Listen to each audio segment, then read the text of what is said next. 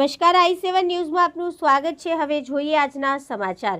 i7 news Gujarati Dahod જિલ્લાના તારીખ 13/12/2023ના રોજ પ્રસિદ્ધ થયેલ લીંબડીના મહાકાલી એગ્રો સેન્ટરના સમાચારોની ફેક્ટ જોતા ખેતી અધિકારી ફર્ટિલાઇઝર ઇન્સ્પેક્ટર શ્રી ઝાલોદ ફતેપુરા આપેલી નોટિસ શંકાની સોયે જોવા મળી।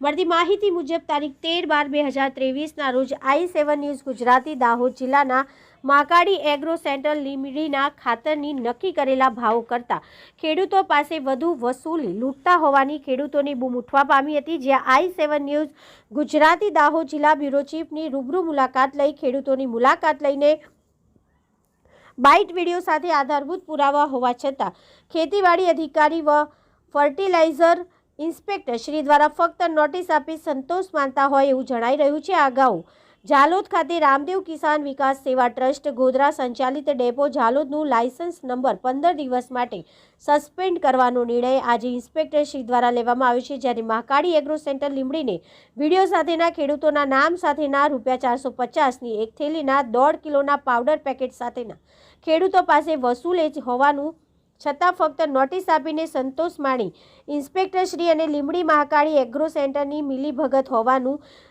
સાવરતા હોય એવું સ્પષ્ટ જણાઈ આવ્યું છે। નાયબ ખેતી નિયામક શ્રી દાહોદ જ્યારથી હાજર થયા છે ત્યારથી તેમની કામગીરી ખેડૂતોના હિતમાં જોવા મળી રહી છે, પરંતુ તાલુકા લેવલે નિમણૂક કરેલા ઇન્સ્પેક્ટરો તેમની ફરજોમાં તદ્દન નિષ્કાળજી દાખવેલાનું જોવા મળી રહ્યું છે, જેના કારણે ઉપલા અધિકારીઓની કામગીરી પણ નહિવત જોવા મળી છે।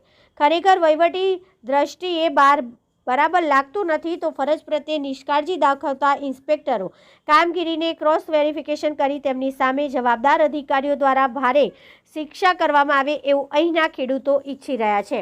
રિપોર્ટર કાળુભાઈ ડામોર, દાહોદ જિલ્લા બ્યુરો ચીફ। અવનવી ખબરો જોવા માટે અમારી ચેનલને લાઇક કરો, શેર કરો અને સબસ્ક્રાઇબ